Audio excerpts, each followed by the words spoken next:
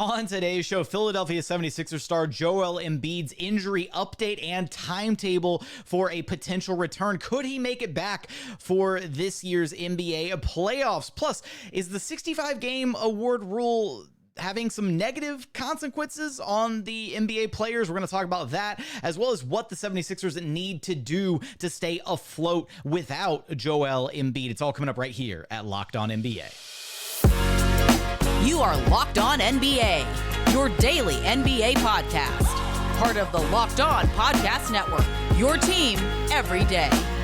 What's up, and welcome to another edition of Locked On NBA, the biggest stories with the local experts. I'm your host, Jackson Gatlin, also host of Locked On Rockets, right here on the Locked On Podcast Network, your team every day. Now, today's episode is brought to you by LinkedIn.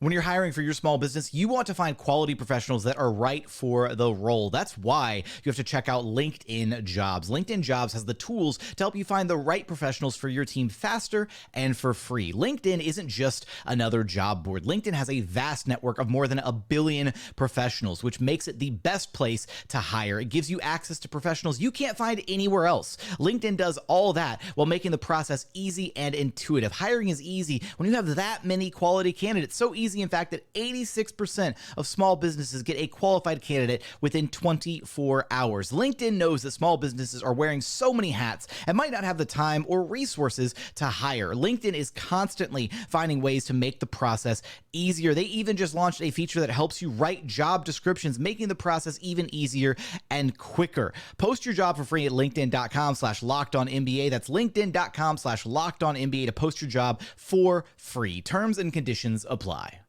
Joining us now is the host of Locked On Sixers, Keith Pompey, who you can track down wherever you listen to your podcasts and on YouTube. Just search Locked On Sixers. Now, Keith, Joel Embiid with the left meniscus injury, reportedly set to undergo surgery to fix that. Expected for him to miss a reasonable amount of time here, a significant amount of time. Some of the wording around this, not improbable that he makes a return at some point this season. But just to start right there, is there anything else as far as the latest update on Embiid, or just how the Sixers are kind of, navigating this injury to their MVP candidate? Well, really, I mean, I guess that's the latest. The thing is, what they're going to do is that they won't know definitively when he returns until after the surgery. They'll figure it out what happens, and then they'll have a better timeline. But, I think that the hope is that he'll be back, hopefully for the playoffs. You know what I mean? Because then they got to ramp him up. They got to get him back in shape and everything like that. But right now, I mean, everything's been trending towards this, right? Him getting his surgery. But at the same time, I just feel like, it's one of those things where they just wanted to make sure that everything was right and everything had their ducks in a row, if that makes sense. We'd seen, Embiid, he'd missed a couple games. There's a late scratch for that Nuggets game. Then he plays in this one against the Warriors where he ultimately gets hurt. Kuminga, diving on the loose ball, all that. Was it a mistake for Embiid to even be suited up in this game? Or should the Sixers have looked to shut him down maybe sooner so they could get him 100% before he was back out there on the court, which is gonna segue me into my next question. But just let's start right there. Should he have even been playing in the first place? It's one of those things where, Joel said he wanted to play. From what I heard, the medical staff looked at him. They said that he was able to play. The problem that I had with this whole thing was that when he was out there, you knew that he shouldn't have been out there. There was one particular play where Joel tried to jump, and instead of jumping, he fell to the floor, to the ground, to the court.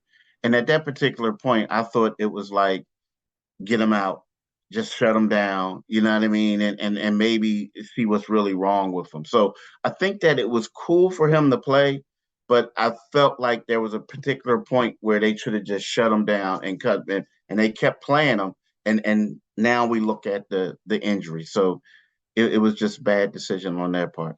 So, and that brings me to this next one, because this has been a very controversial thing this season, which is the 65-game rule for NBA season awards, right? For all NBA honors, for the MVP. Joel Embiid is playing better basketball than he even was last year. And last year was the best basketball of his career, led him to his first MVP award.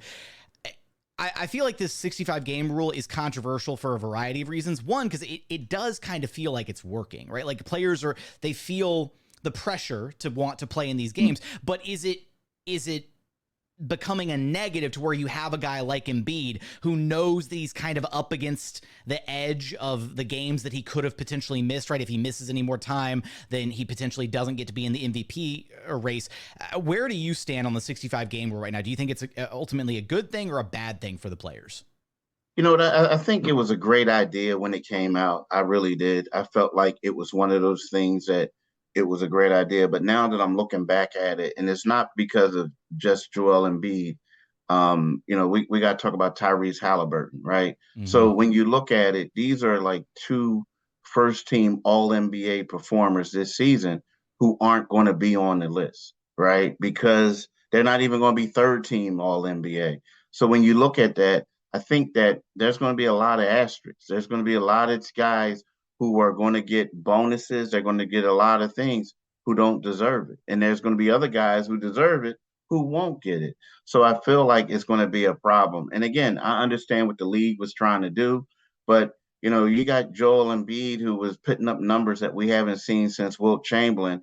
And then you got another guy who was the young face of the NBA, with the in-season tournament. And now all of a sudden, neither one of them are going to be all NBA. So I kind of feel like I get it, but I just feel like they got to change this. I really do. I think they have to. Feels like their hearts were in the right place when they came up with the rule, but Mm-hmm. maybe it needs some tweaking. It needs a revisit this offseason. Maybe they can find a way to, whether you have some extenuating circumstances or something, but something probably has to be done there. And look, Keith, you're around Embiid all the time, right? You've covered this guy for years. Do you feel like that was maybe some of the push, the drive there to play in that game against the Warriors because he knew that he was getting close to running out of runway for the 65 games?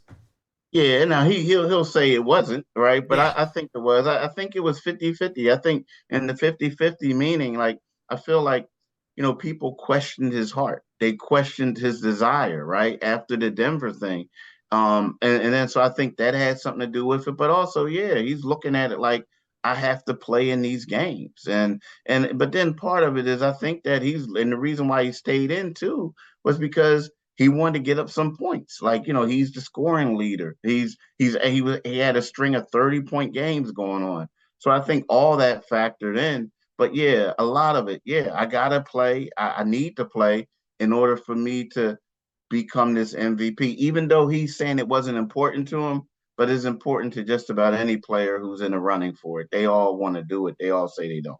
So while we don't know the exact timetable on Embiid's potential return because the surgery is yet to happen and we won't know more until that does happen, what's next for this 76ers team? Obviously, there's a hope that Embiid could maybe make it back near the end of the season or postseason if surgery goes well. But this is a team they're 4-10 without Embiid in the lineup. They're 26-8 when he does play.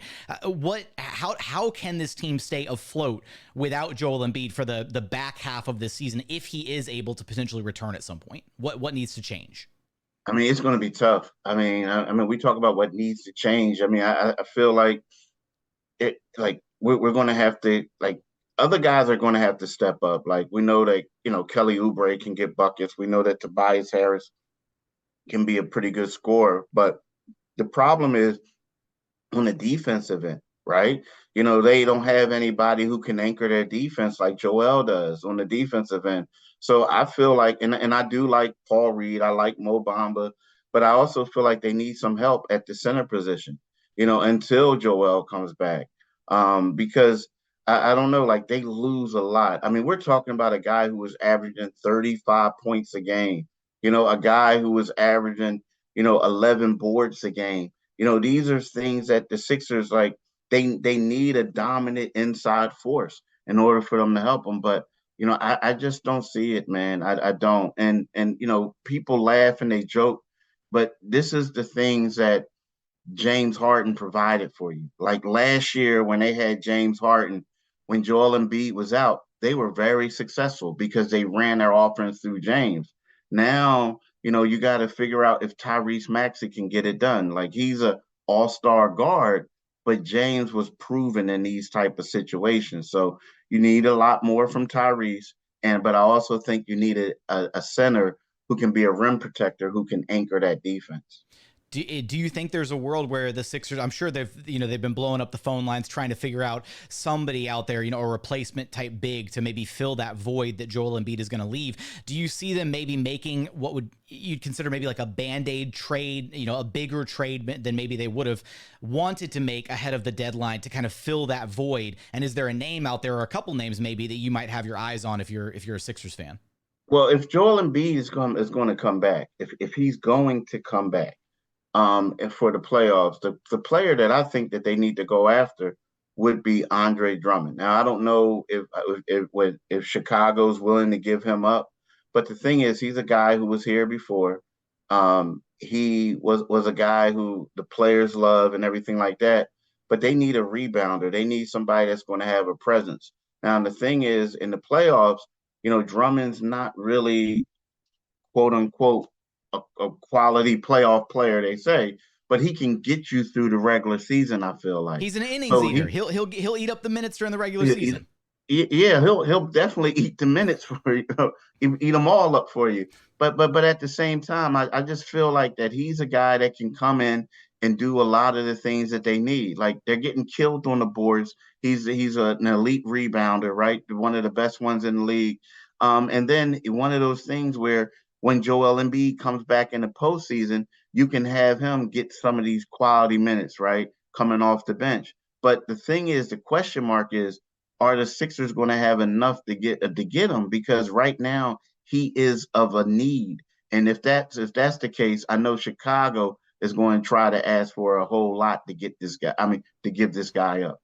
Will Joel Embiid be able to make a return this season, hopefully in time for the playoffs? And will we see the Sixers make a push for a replacement level big man, possibly an Andre Drummond type? You're going to have us covered for all of that and so much more over at Locked On Sixers. Keith, thanks for stopping by Locked On NBA with me.